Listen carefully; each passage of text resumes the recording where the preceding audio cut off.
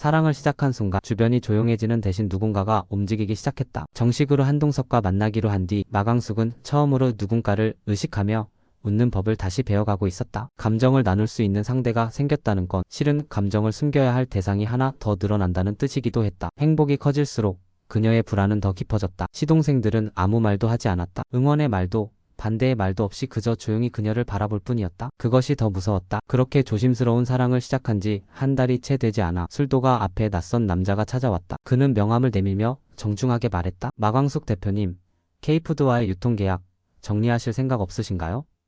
저희 측에서 더 유리한 조건으로 제안 드릴 수 있습니다. 광숙은 즉시 거절했다. 하지만 남자의 마지막 한마디가 찝찝하게 남았다. 한동석 회장님과 오래 알고 지내셨던 사이라 이런 제안 드리는 것도 사실 회장님 부탁이기도 합니다. 그 말은 그녀를 얼어붙게 만들었다. 한동석이 이 계약을 제3자에게 넘길 생각을 한 거야? 아니면 내가 흔들리는 걸 이용한 걸까? 그날 밤 그녀는 한동석에게 전화를 걸었다. 회장님, K푸드 쪽에서 제안이 왔어요. 회장님 이름도 언급했어요. 한동석은 잠시 말을 멈췄다. 제가 언급한 건 아닙니다. 하지만 제 쪽에서 알고 지내던 사람이긴 하죠. 혹시 불쾌하셨다면 사과드리겠습니다. 공식적인 말투를 들으니 마치 관계 이전으로 돌아간 듯한 거리감. 광숙은 수화기 너머로 흐르는 공기의 무게를 온몸으로 느끼며 말했다. 그렇게 사람들한테 쉽게 저 얘기를 하세요? 마광숙이라는 이름을요? 제가 말하지 않아도 마 대표님 이름은 이미 여기저기 올라가 있지 않습니까? 그 한마디는 전환점이었다. 신뢰가 금이 가는 건 배신 때문이 아니었다. 외면에서 비롯된 무관심이었다. 며칠 뒤 술도가 창고에서 이상한 장부 한 권이 발견됐다. 옛 회계장이 남겨놓은 것으로 보이는 수기 장부였다. 마광숙은 처음엔 무심코 넘겼지만 곧 이상한 점을 발견했다. 몇 해 전 오장수가 갑작스레 사망하기 직전 수상한 외상 장부가 집중적으로 쌓여 있었던 것이었다. 그 거래처 이름 중 낯익은 곳이 있었다. 바로 한성증권 강남지점 오천수가 근무하던 곳이었다. 광숙은 불안한 마음으로 장부를 오천수에게 건넸다. 오천수는 그것을 보자마자 얼굴이 새하얘졌다. 형수님,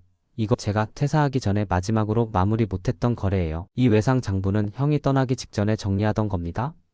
무슨 일이 있었던 거예요? 투자 실패예요. 회사 이름으로 고위험 상품에 들어갔던 건데 전 팀장 이름으로 정리해 놓은 걸 형님이 사적으로 막았어요. 말도 안 하고 어쩌면 형님은 그날 사고로 죽은 게 아닐 수도 있어요. 광숙은 손에서 장부를 놓쳤다. 정신이 아득해졌다. 오장수는 책임을 지려다 죽음을 맞이한 걸까? 아니면 누군가가 그를 그렇게 몰아간 걸까? 그날 이후 마광숙은 다시 꿈을 꿨다. 오장수가 웃으며 다가오다 말없이 등을 돌리는 꿈에서 깬 뒤에도 가슴이 쪼여왔다. 한동석의 존재는 어느새 위로가 아니라 또 하나의 부담이 되어 있었다. 한편 세리 행방은 여전히 묘연했다. 그런데 범수는 최근 그녀의 이름으로 된 통장에서 한 달에 한 번 일정 금액이 빠져나가는 것을 발견했다. 수취인은 홍유경. 그 이름은 생소했지만 신분 조회를 통해 그녀가 세리의 고등학교 동창이며 현재 다단계 조직의 자금책이라는 사실이 밝혀졌다. 세리가 그 조직에 연루되어 있는 것일까? 아니면 협박을 받고 있는 걸까? 범수는 혼란에 빠졌다. 그는 세리를 의심하고 싶지 않았지만 상황은 너무나 이상했다. 오흥수는 이런 분위기 속에서 점점 소외감을 느끼고 있었다. 연예기획사 쪽에서는 새로운 아이돌 런칭 실패에 대한 책임을 전가했고 그 결과 회사 지분 일부를 빼앗겼다. 형수에게 차마 말하지 못한 그는 최근 다시 지영과 연락을 시작하고 있었다. 그녀는 말했다. 흥수야, 우리 다시 시작해볼까? 이젠 나도 어른이 됐어. 하지만 그녀의 진짜 의도는 따로 있었다. 바로 술도가와 마광수. 그녀는 한 유명 예능 제작사와 술도가 콜라보 예능을 제안하고 있었고 그 조건으로 오흥수를 끌어들이고 있었다. 오흥수는 갈등했다. 이걸 형수님한테 말해야 하나 아니면 나도 한 번쯤은. 가족 안에서도 균열은 벌어지고 있었다. 겉으론 조용했지만 모두가 자신의 문제를 감추고 있었다. 그리고 그 틈을 노리는 또 다른 인물이 있었다. 어느 날 밤 마광숙은 한 통의 편지를 받았다. 마 대표님, 오장수의 죽음 진짜 원인 알고 싶지 않으세요? 그날 밤 그와 마지막으로 통화한 사람은 한동석입니다. 편지는 익명이었지만 글씨는 인쇄된 활자체가 아닌 손글씨였다. 그녀는 손이 떨렸다. 믿고 싶은 사람일수록 의심은 깊어진다. 그리고 진실은 언제나 가까운 데서부터 무너진다. 죽은 사람과 마지막으로 통화한 사람이 내 연인이라면 난 어디까지 믿어야 할까? 마광숙은 편지를 손에 쥔 채 밤을 지새웠다. 그날 오장수와 마지막으로 통화한 사람이 한동석이었다는 문장은